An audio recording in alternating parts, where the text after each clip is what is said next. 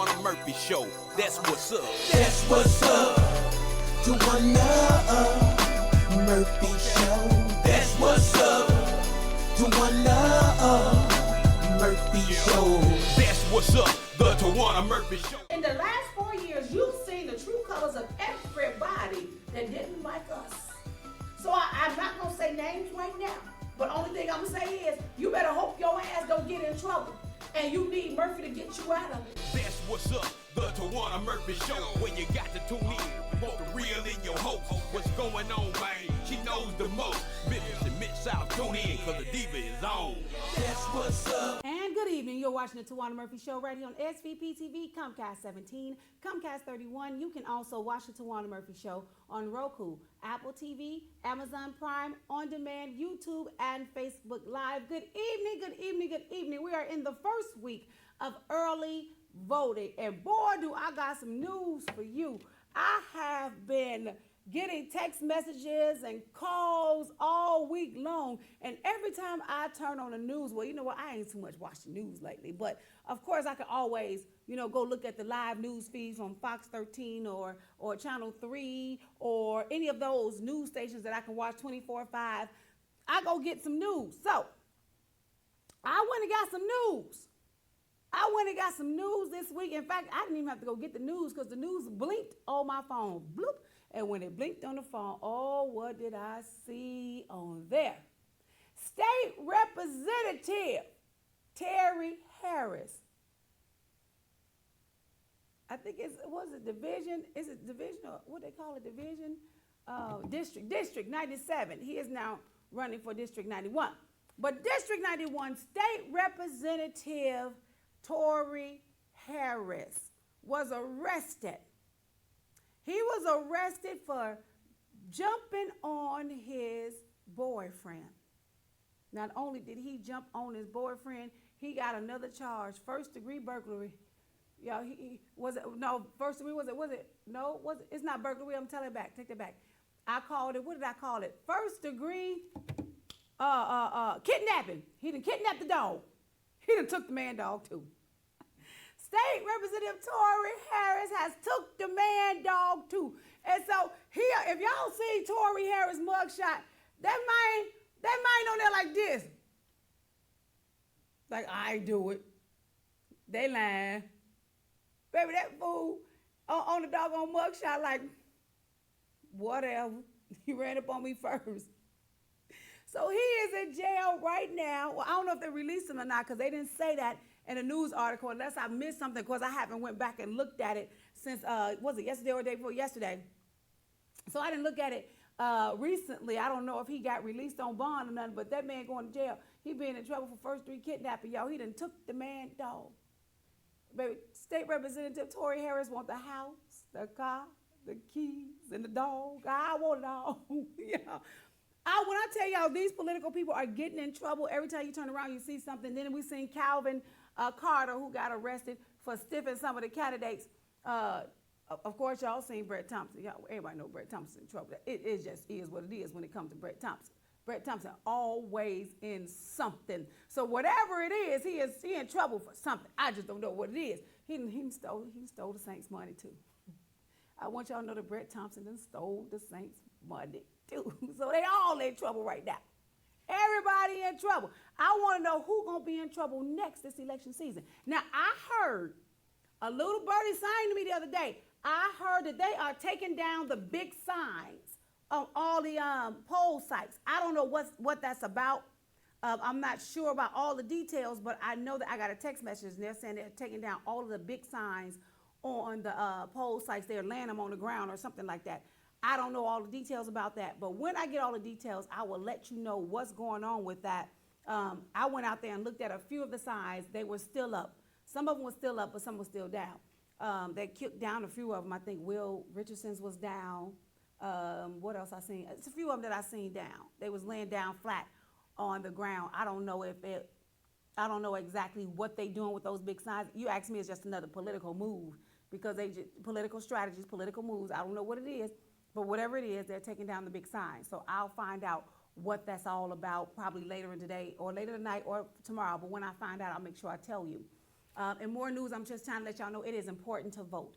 It is important to vote. Y'all missing the point here. Some of y'all have told me the other day, I'm not voting Towanna because it's not doing no good. No, it's not doing no good because you're not voting.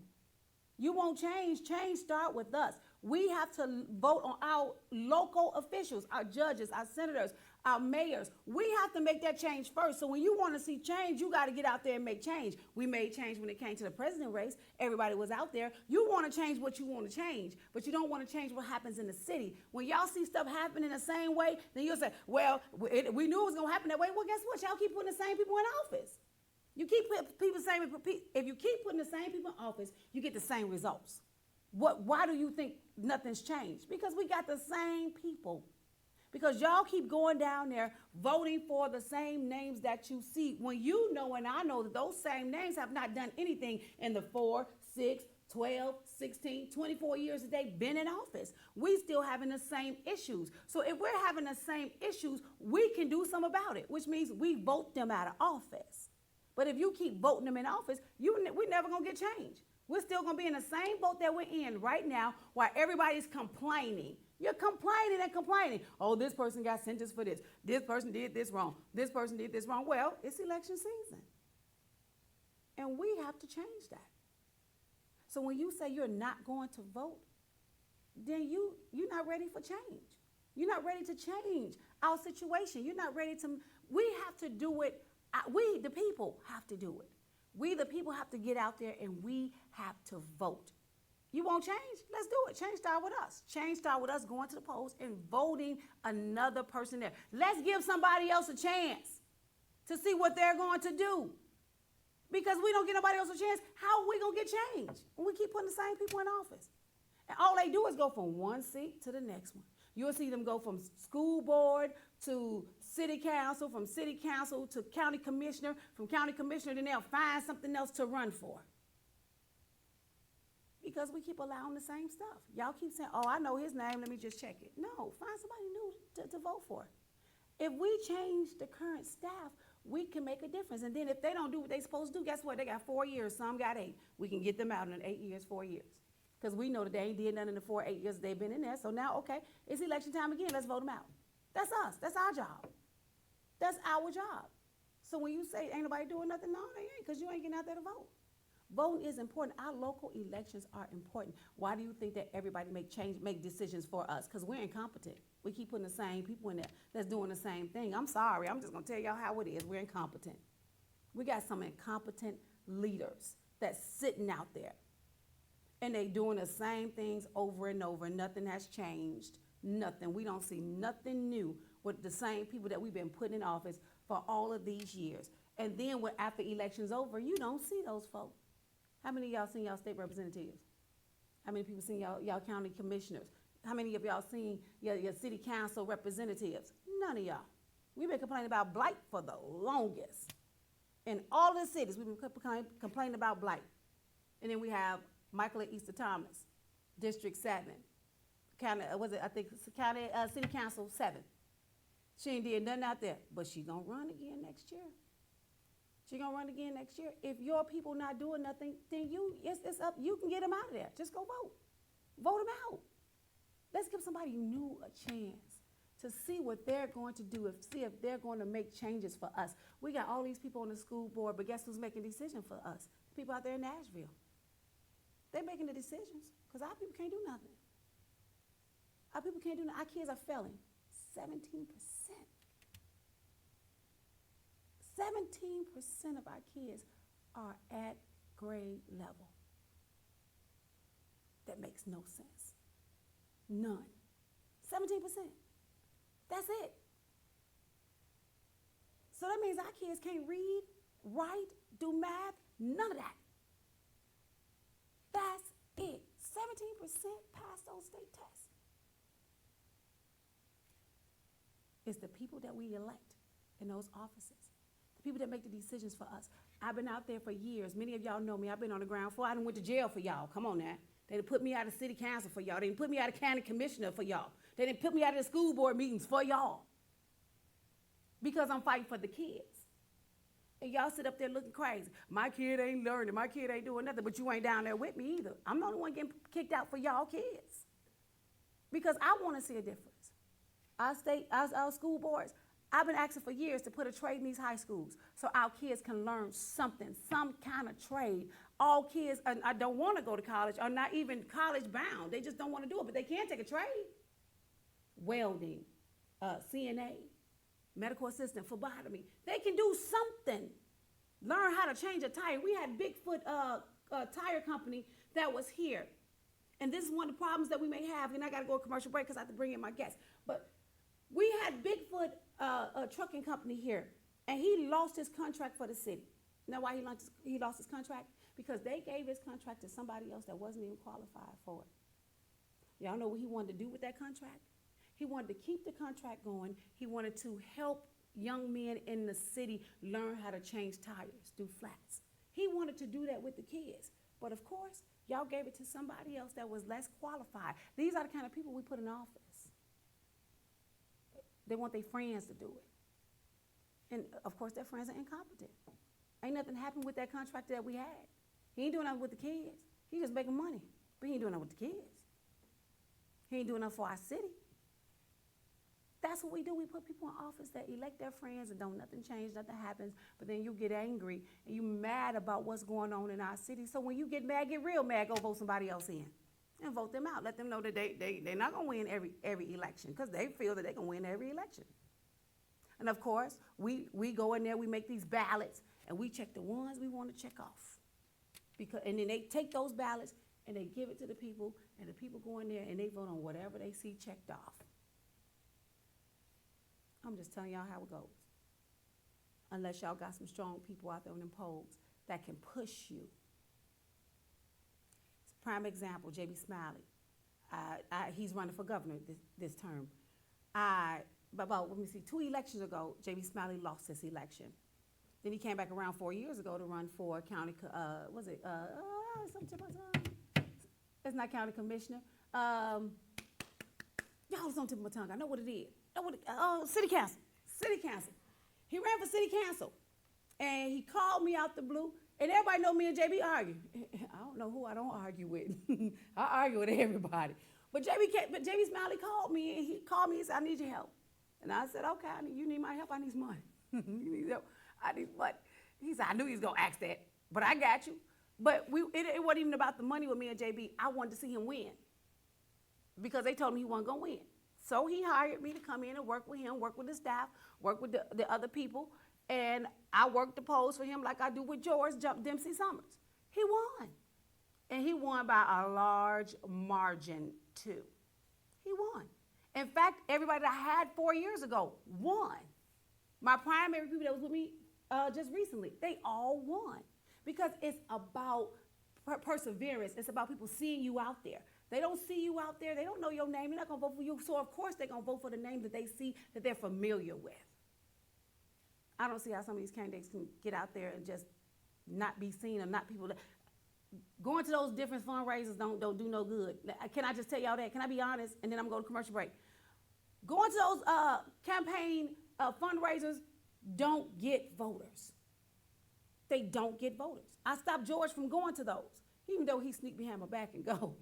But I stopped him. I said, going to campaign fundraisers don't get people. It don't get the people to vote for you. Stop going to those fundraisers. We need to go to the people and see the people. So that's what George and I do. I took him in a deep hood. He was scared. He was scared. George was scared. I said, they ain't gonna do nothing to you. I know them. These my people. They don't do nothing to you. But he was scared. He said, I'm a white man. I said, I ain't. And I'm a black woman. It's my hood. Oh, we're down in the bottoms. Don't worry about that. You need to let them know who you are so they can vote for you. So that's what we've been doing. We've been going to reach the outskirts. I've been taking George everywhere because you have to be seen. Not only do you have to just be a name, you have to be a face. You have to be a face that people can come to, people can talk to, and then they'll vote for you. So those are all some of the things that we have to do. You have to get out there and vote. We are early voting right now from July 15th to July 30th. And then the voting day is August 4th. And that's it. And that's it. We need change. Change start with us. And with us, we need to go to the polls. We go to the polls. We can change who we want. We can put it out of office who we want to put out of office. That's up to us. You want to see change? Stop voting for the same people. Find somebody new. I gotta get ready to go to commercial break because my guests get ready to come in now. You are watching the Towanna Murphy Show right here on SVP TV, Comcast 17, Comcast 31. You can also watch the Towanna Murphy Show on your cell phones, your apps. You can download it and watch the show live right now on Roku, Apple TV, on demand, YouTube Live, Facebook Live, and all of those 50,000 digital stuff that I ain't gonna even name them all because it's too many.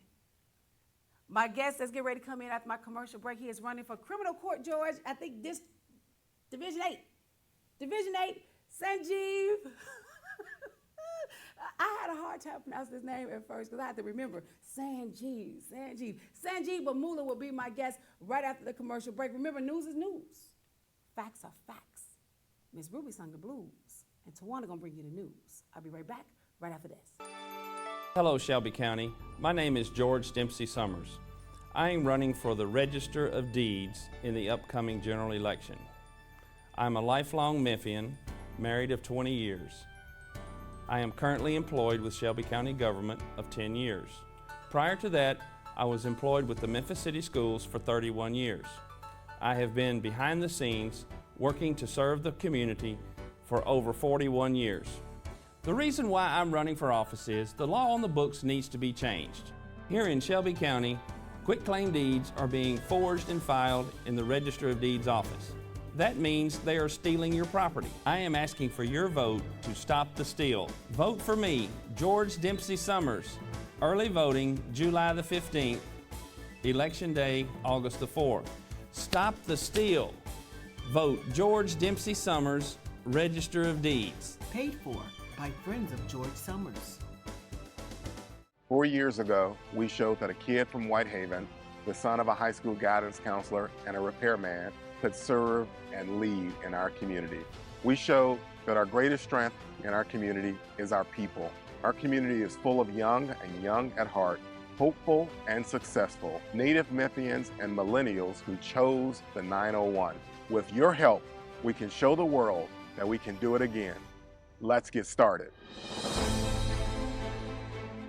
And we're back here watching the Towanna Murphy Show right here on SVP TV, Comcast 31, Comcast 17, YouTube, Facebook Live, on demand, Roku, Apple TV, and all of those digital outlets. Before I introduce my special guest, I wanted to remind you to vote for Barbara Cooper. Barbara Cooper is running for re-elect for State Representative District 86. She's reliable.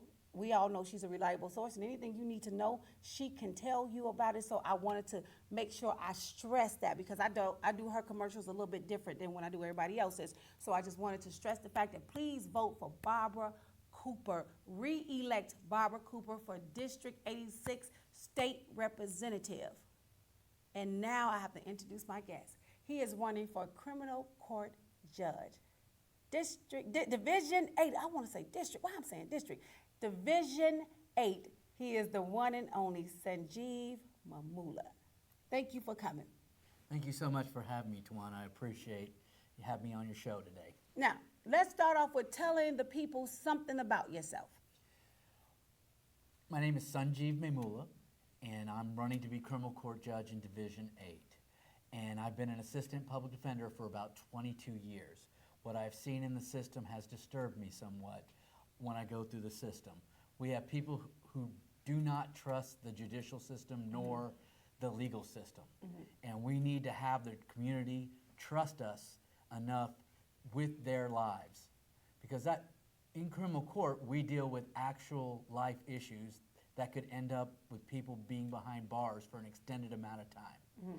I've done jury trials, I've done hearings, I've done every single sort of case from murder to rape to misdemeanors in criminal court as well as in general sessions.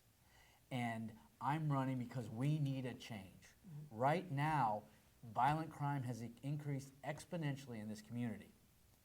We have the same leaders over and over again, as Towanna brought up earlier, that we have this violence that goes way up. We expect these leaders to do something, and they don't over the 20 to 30 year period.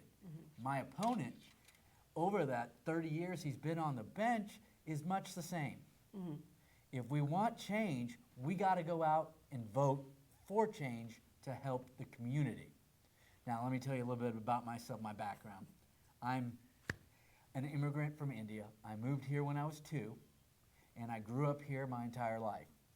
And I grew up here in Memphis, graduated MUS in '92, but then went to college at Washington University and University of Missouri at Kansas City. And I decided to come back here because I love Memphis. Memphis is a great town, but we do have our issues, which we need to fix. But that's also the reason why we need to change our leaders. We have a great election here where we can change a lot of our leaders. And that will be the most important thing that we can do. Because same solutions, same failures. Over and over again, we cannot afford that anymore. We have a community that they've used over the last 30 years that have been incarcerated for all this time. And we need to tender justice with mercy. Okay. Now, when you say criminals, because I had one of the other judges on with me last week, and he specified that it was Steve Morroy. I had Steve Morroy with me last week, and he said something about young men being in jail that just can't pay a simple bond, and they end up being in there to trial. How does that work? How does that even happen? As an assistant public defender, you daily have that happen. Poverty is a problem when it comes to making bonds, because you can set a $1,000 bond on somebody who cannot make anything. They're stuck in jail, so they're sometimes forced to plead to a time-served offer when they're not guilty. And that, to me, is a travesty. So they make them do that? At time, if you have a good AG, which there are some that will dismiss the case, but there are many that don't. So they stay in jail, and my clients frequently take the offer to get out of jail because they need to get back to their lives. They need to get back to their families. So you mean tell me that if I went to jail, well, I went to jail one time, but I went to jail and I didn't have bond, that's $100, and I couldn't get out. That means I have to sit until somebody pay my bond, or until I go back to court and the judge say, okay, you can go. Well, thankfully, over the last couple of years, we've had some programs that will help bond people out who have less than a certain amount of bond. So it helps now. We've had outside organizations come in and help, but we still have situations where people are not helped. If there's like a $2,000 bond, there's like a limit they can make. So you can be innocent and actually stay in jail and plead guilty just to get out. You look up in criminal court where I work, trials take a year to 2 years to do every single minute that person stays in custody. That's why we have to start moving these cases more efficiently. We need to make sure that the defendant's rights are honored, and we have to make sure that victims' rights are being heard as well. Because the longer we delay justice, the longer we delay, we do not help the system. Wow, so the jails are now overcrowded. They are overcrowded, and somebody once told me, and I think I said that the state has to be at a certain level in order to keep the funding. So we have to keep it at what, 98% in order to keep the funding that we supposed for the state? Is that true? I don't know the answer to that question, but what I see is that jail is far too often used for drug addicts and mental health issues. They do not deserve to be in jail. They deserve treatment. And we need to refocus our efforts towards violent crimes. Yeah. We have people shooting each other. Yeah. We must prioritize those. Yeah. So right now we have a young man that shot and killed another woman the other day, walked in her house and shot and killed her. And I know you're familiar with the case. It just happened recently. A young man did that. What kind of, because we have people that, let's be honest, we both minorities here, let's be honest. They give lesser sentences to people of non-color than they do minorities. And what the people are concerned about is because they found out that this is a white boy that did it. Will he have the same consequences as a black man would when they arrested him yesterday? Let me give you an example, perfect example of that. We have Pamela Moses, who was sentenced at one point to serve 6 years in jail for voting, even though she thought the voting was proper and was told so by the probation officer. The same, I think, last couple months, you have a Shelby County Sheriff, white deputy, get probation on a rape case of a child case. And to me, that kind of illustrates what's going on and what we need to change. Rape case. Yes. And he got probation? Yes. And they locked Pam Moses up, gave her, what, a 8 year, 6 year, 10 year sentence? 6 year sentence. 6 year sentence, because I was there when they released her. So, that's why we need different people in these elections, because we have people like that, like you just said. A rape charged with a rape charge. But they gave him probation, and then Pam Moses, they gave her 6 years for something that she thought she was doing right, because they told her that she had her voting rights. You know, the system is not fair. The system is not fair. It's not fair to minorities at all. It's just not fair. So with you running for that seat, what would you change? What would you do differently? I promise to treat people fairly and with compassion, dignity, and respect. That's the first thing we can do. That's the simplest thing to do. But amazingly enough, that's hard to practice out in the court system, even with judges and even with attorneys out there. We have to treat these people better. I think that'll solve a lot of the problems. When you come into the court and you get mistreated, you're going to have such a bad feeling in your mouth that justice is not being done. No, it's not. Justice is not being served. And so we have these people that's sitting behind these benches with this gavel, you know, controlling our lives. Even though we are in the right, they still make us wrong. And I don't understand that. I don't understand it. Or they go into favor, let's just say in one of my cases, you know, one of the judges ruled in somebody else's favor because that person had a name, not knowing that I had a name too. But they made a difference in us, even though I was the victim. You know, so why do we continue to vote people in office like that do things like that? I think we also have to understand the principle that there is systemic racism in our system, and that we have to understand that, especially when being judges, so we can try to avoid instances of that nature, because the system itself is sometimes skewed against folks. Right, right. And so because these people have been in office so long, and then you're new to running for judge, you need that seat. You know, because we want to see something different, because we know in criminal court the people are not treated fair. We know that. And I know that because I've been treated unfairly too. Even though I was in the right, I was still treated like I was wrong. They dropped the case, but it's still the fact that I was treated as if I was a criminal and I wasn't. But it's because favoritism. Is that safe to say? And we need more of a system that more represents the community, I think, is important too. People that understand the issues and the needs of the community. As an assistant public defender, I've been on the front lines for 22 years, where I've seen the injustices happen. And I've tried to fight against the injustices every day of my 22 years. And oftentimes I get upset and discouraged about it, but I'm doing the work that is trying to reverse the injustices. And I want to continue to do that as judge and treat people fairly and make sure everyone's experience will be heard, especially victims and defendants. Now question, will you be harsher on those people that that did commit murder? Because I know, regardless to what their color is, regardless, there's no favoritism. Will you give them the same sentence that you will give anybody else, just not because of their color of their skin? Because I know that we're minorities. We're considered the minorities. So they also think that because we have a minority sitting as a judge, oh, he's just gonna rule for us. No, if you're wrong, he needs to just rule according to your crime, not according to, oh, he white or he black.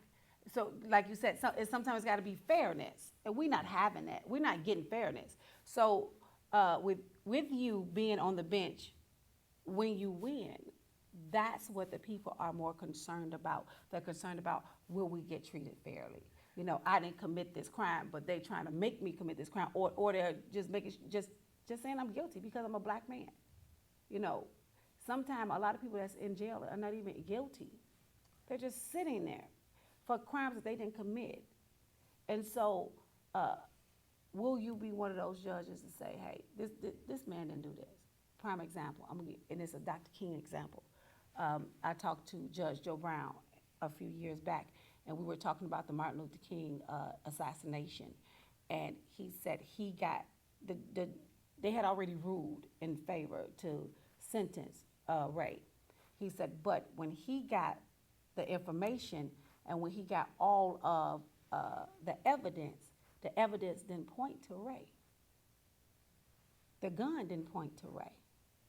But Ray was charged with the murder. But he said, Judge Joe Brown told me that Ray didn't kill Dr. King. But he got it at the last minute after they had already given him a sentence. So is there some way, if that happens in your court, can you overturn that? Well, they do allow us as judges to overturn verdicts that we think are unjust. And they do allow that, and that's one of the things that could be considered when in these type of cases. But usually it's tough for judges to overturn a verdict because then public perception says they're not being tough on crime. Right. And we got to understand that sometimes we just got to do the right thing. But we're saying here, evidence didn't point to Ray. So why was Ray sentenced, even though there was a verdict? And they said he was guilty, but the evidence didn't point to Ray. So that Ray was actually innocent. See, I promise to have my courage and my convictions. Yeah. When something's wrong, I'm going to step up and try to reverse what's wrong within anything within my power. And I think that is what's necessary of all judges, to have courage enough to do things that are right. Now, I can't read this. They said rape cases getting probation when people are actually getting 4 years for a single mistake. Dang, that's crazy. He was just saying that's crazy that, rape victims are getting just probation versus somebody actually getting 4 years for a single mistake. I think that's what you're saying, Robert. I'm trying to figure out, because y'all know I'll be doing 2-3 things at one time, right? Bear with me. But he said, I always say that the Memphis justice system has flaws and has failed the people. What you think about that? Well, that's where we come into understanding the difference between violent and nonviolent offenses, where violent offenses have to be treated differently and given a priority compared to nonviolent ones. The nonviolent ones are ones that sometimes have drug addiction problems, sometimes have mental health addiction problems. We have to deal with them separately. If you're innocent, then we got to give that person a fair day in court to try to prove his innocence and to get himself out in an efficient manner. Or there's sometimes where cases are waiting 5 to 6 years for trial, for example. And so they have to sit that long? Or is it a way they could be out? I mean, they have to sit that long and wait for trial? Well, why are the trials so delayed like that? You can only try a certain amount of cases in criminal court per year. So everything gets put off if they don't settle. And a lot of that has to do with the negotiations. If the negotiations fail, then the only thing you can do is set it for trial. And that is one of the changes we need, is to have the system better understand how to move those cases faster. I think a judge can do so because we want to protect the defendant's rights to put out a proper defendant and have the time to prepare for their case. But we also don't want to do that too much and too long before it gets years, 2 years, 3 years. And we have to do that. So how many cases can you have in that court per year? You can only, it's 40 cases for trial at most per year.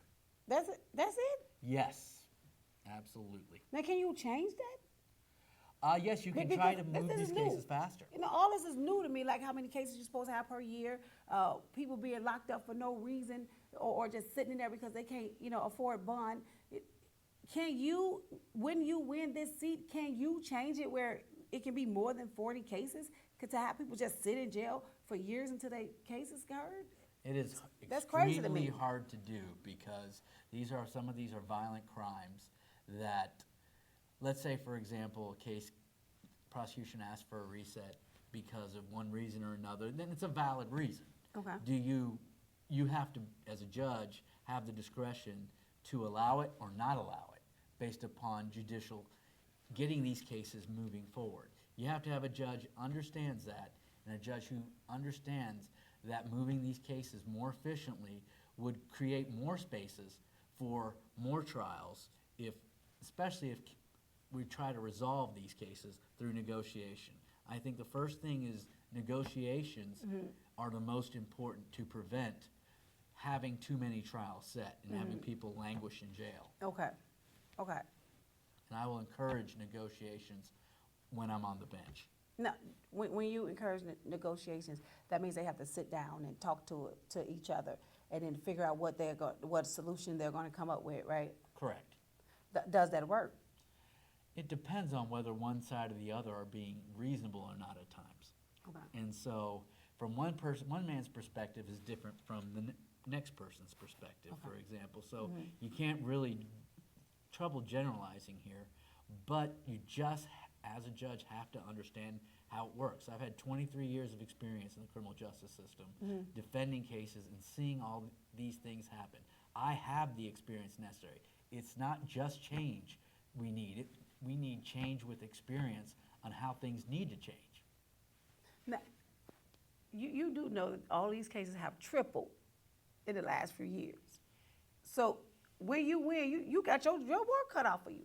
Yes, I do. But we're going to have an election here, too, that helps to decide a lot of things. And that's why it's important to go out and vote. It's important. You got to go vote. No matter what you do, you got to go vote. But what I was saying about your caseload is getting ready to quadruple because we got so many murder cases. And you're in that court where you're going to have to deal with all that. So I didn't say if you win, I said when you win. Sometimes you got to speak things into existence. My mom always told me that. My mom always told me you got to speak things into existence. That when you win, your caseload is full. You're going to have to not only pick up your new cases, but you got to go back and get the cases that the current judge had. Absolutely. You can do what you can do and try to move these cases towards resolution one way or another. And you can push attorneys, both defending attorneys and prosecuting attorneys, to move more efficiently to get the case heard. We'll have, because eventually, if they can't try that many cases, they're going to settle a few of the cases that need to be settled. Okay. And it's going to work out on its own sometimes because they're creating their own backlog. Okay, yeah, you're right, you're right. Things aren't settling, then you create a backlog and you have a lot of trials that are set. And that's what's happening in our system right now. And you got a huge dockets, and pandemic did not help. Oh, okay? no, I'm not blaming everything on the judges. I swear it did. It did. The pandemic made it worse. But this was even pre-pandemic, this overload was happening in the criminal justice system. Right. For some courtrooms, this backlog has increased exponentially because of the pandemic, but it was already a lot prior to that. So it was already overflow prior to pre-pandemic. It was already overflow. It depends on the And courtroom, then when yes. they shut everything down for the pandemic, that made it even worse. The only thing you could do is settle a case, and if nobody was willing to settle, then the case would just sit there until the courts were ready to try cases.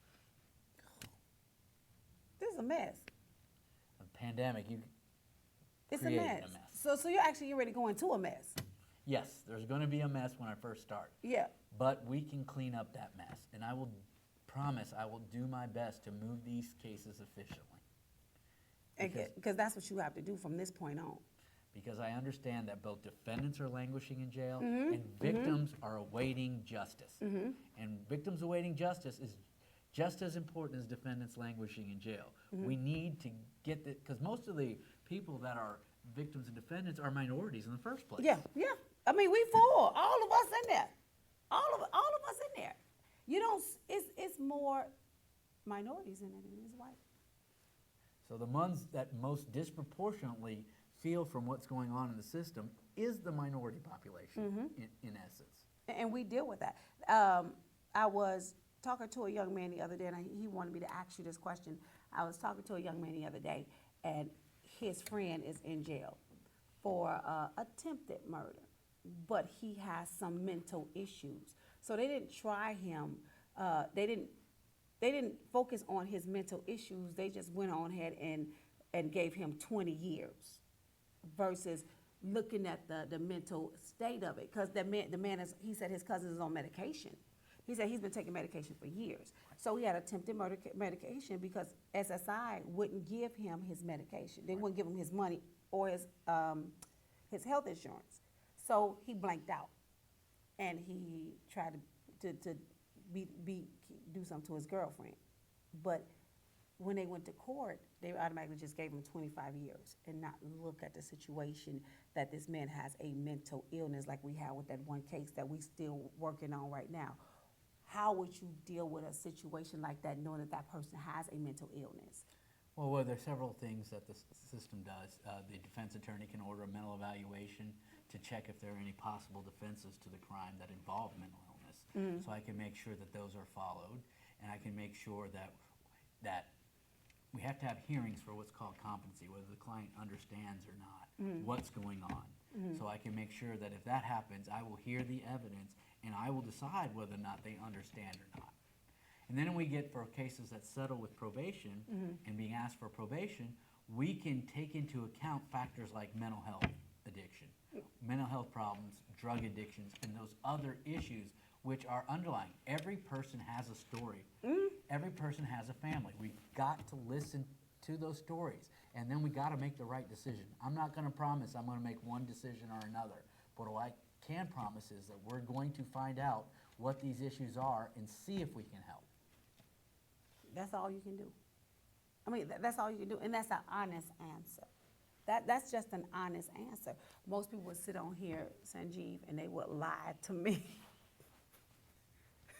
They would sit on here and lie to me, and it's like, I'm sitting here like, I know they lying, but I'm going to just go on here route, because they get back on the bench and they do the same thing.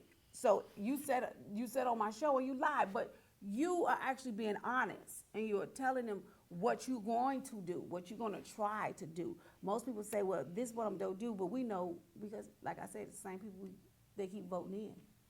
So we know ain't nothing going to change. It's just they selling us the salt and sugar because they want to get reelected. So that's what they want. Let me say how I want to say it, Sanjeev. They don't trust us. They don't trust the system. They don't trust the judges. They don't trust their lawyers. They don't trust the system because the system has failed us so many times. They are afraid. And so this is where we are right now with the voting and the judges and all the stuff that's going on right now. The people don't trust the system. They don't trust the judges because they feel like they're just being left out, kicked to the curb. You know, I didn't do it, but they're not going to hear me because I'm a black man or I'm a black woman. They're just not going to hear me. And so they don't want to talk to anybody. They don't want to go to anybody. They don't even want to go to their lawyers because they feel like, hey, y'all ain't hearing me anyway. You just want my money. My election is about change. We can either go with someone who's been on the bench for 28 years, or we can go with someone who has the experience and understands the community.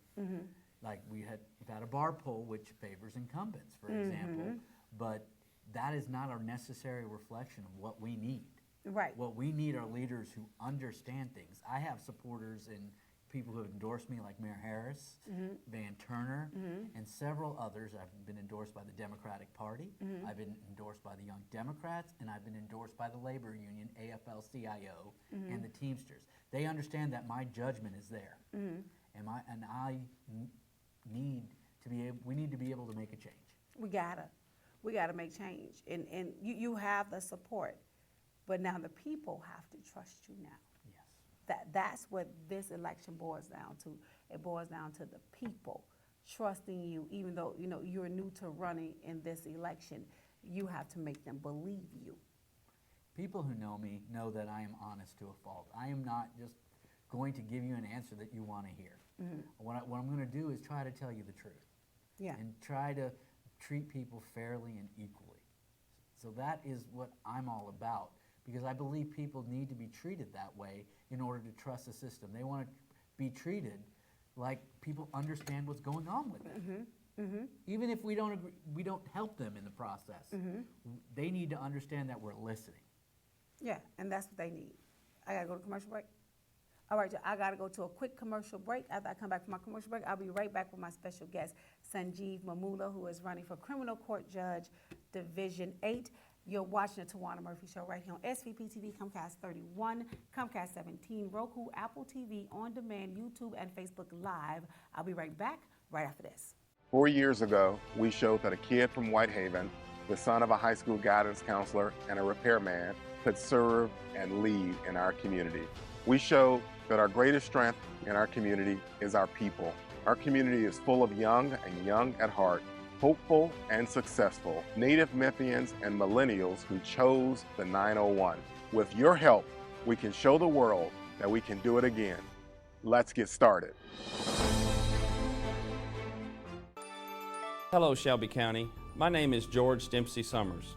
I am running for the Register of Deeds in the upcoming general election.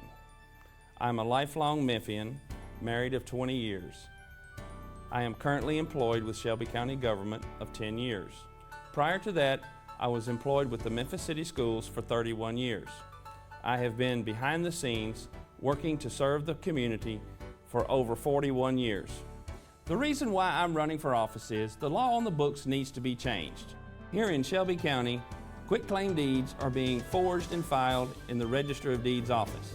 That means they are stealing your property. I am asking for your vote to stop the steal. Vote for me, George Dempsey Summers. Early voting, July the 15th. Election day, August the 4th. Stop the steal. Vote George Dempsey Summers, Register of Deeds. Paid for by Friends of George Summers. And we're back. You're watching the Towanna Murphy Show right here on SVP TV, Comcast 17, 31, Roku, Apple TV, On Demand, Facebook, and YouTube Live. Remember to vote for George Dempsey Summers, who is running for Register of Deeds. And of course, I'm his campaign manager, y'all. He got the coolest campaign manager in the whole wide world. It's me.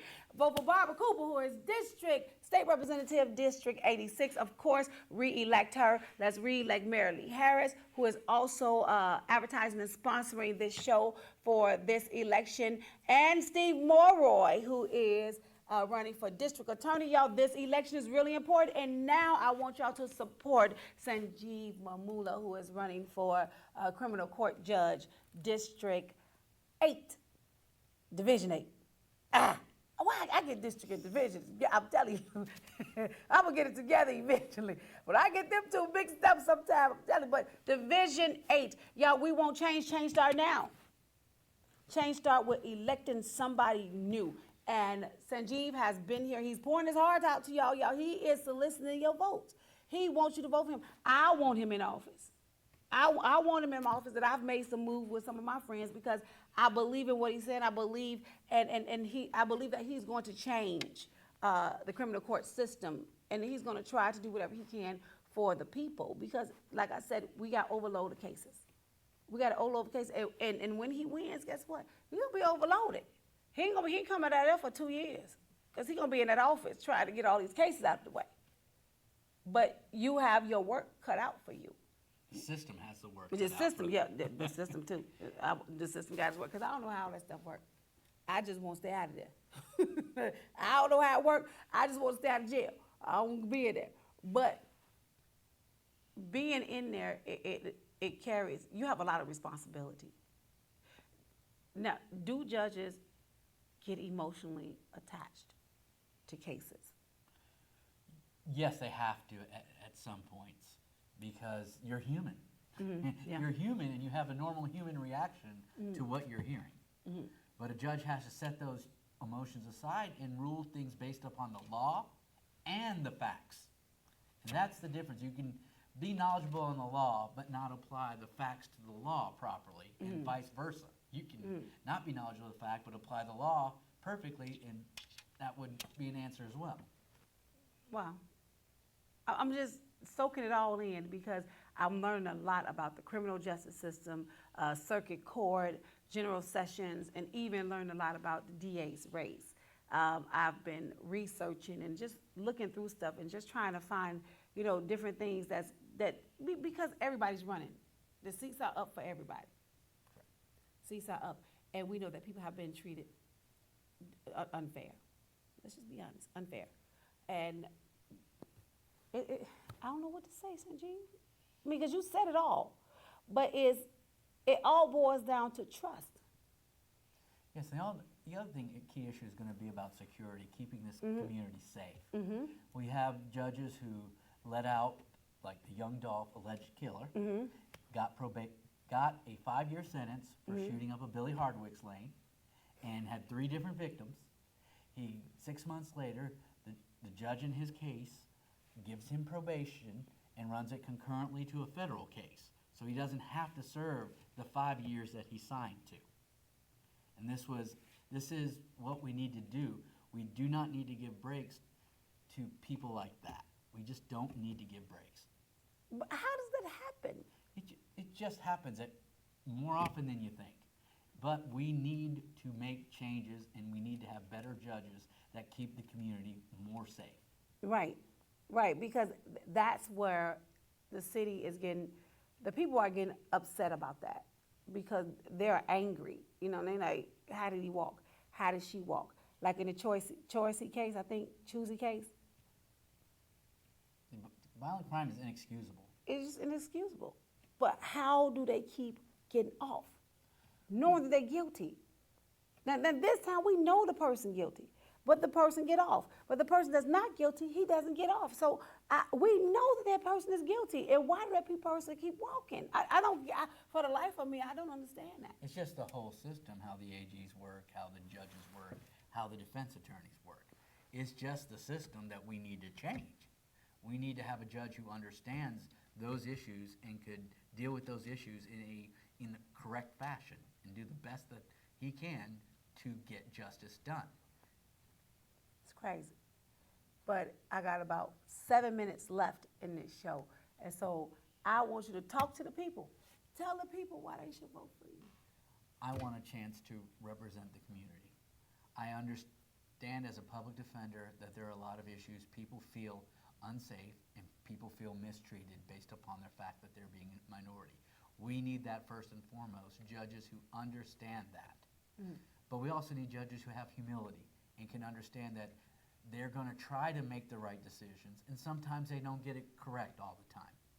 But the fact is that you have to trust a person to try if they treat you well. Because it's depending on how you're treated. If you're getting yelled at, for example, in court by the judge or by the prosecuting attorney, you feel like you're getting a raw deal. Just based on the treatment alone. It doesn't matter about the facts. You have to feel comfortable with how you're being treated in order for the system to work and to get people more comfortable with the criminal justice system. Right. I have enough experience over 22 years to be able to understand these things. I've represented the community. I've defended people who are impoverished and cannot afford to hire an attorney. I cannot choose who my clients are or what type of charges I'm going to represent. I have to fight regardless based upon the Constitution in my current job. Constitutional rights are important, both to the victim and the defendant. And that is what I promise to do, is to understand that I can't tell you what I'm going to do, but I can tell you that I will always try to do the right thing. Well, that's all we can do is trust your word. That's all people can do is trust your word and trust what you say and give you the opportunity to serve the people. Before we go, because I have 5 minutes left, before we go, if you could give advice to the youth of today, what would that be? The youth of the day we need a better education system, first of all, but we also need the youth to understand picking up a gun is not the solution. And using that gun, there are going to be consequences to your actions. Yeah. But we also need to understand that there are times, especially in court, where we have to understand the full situation of what's going on. And if we don't understand the stories behind all these cases or all these defendants or victims, for that, definitely on that matter as well, then we are not going to make the right decisions. We have to understand that the system is supposed to be balanced. And in some points, I think the system is unbalanced right now. It's going one way only towards victims, because you see constantly people talking about victims' rights. But there are also defendant rights, but you don't overdo defendant right and do the victims wrong. There's a balance, and I promise to try to achieve that balance. Well, all I can say is thank you. Thank you for coming. Thank you for being having me. here. For everybody that's watching on 17 to 31, thank y'all so much for always being here and supporting us and supporting everybody that I have been bringing on the show. You do know I got over 50 million people watching the show, right? Whole lot of people. do. Whole lot of people watching the show.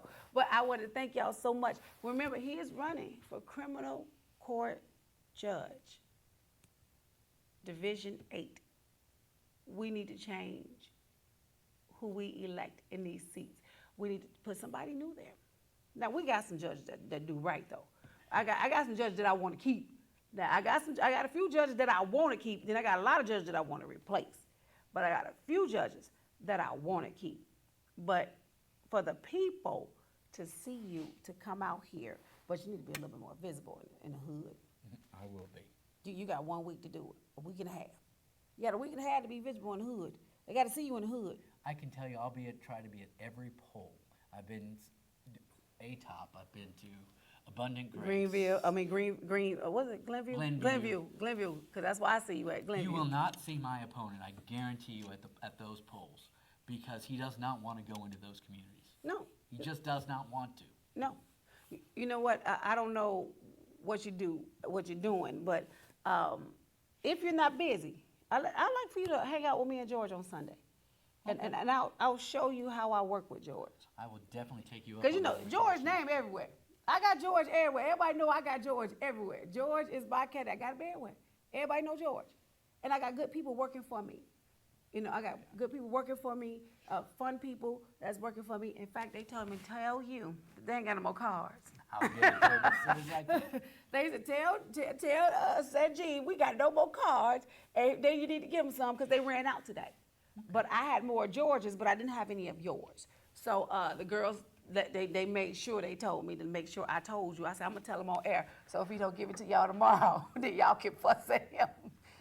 Y'all can fuss at him if he don't give it to y'all tomorrow. But they ran out. They ran out because my girls worked. And I got a good team that works for me and work with me. And we wish you the best because they actually like you a little bit for some reason. I like all that. I've enjoyed being at the polls and meeting people. They like you a little bit out there.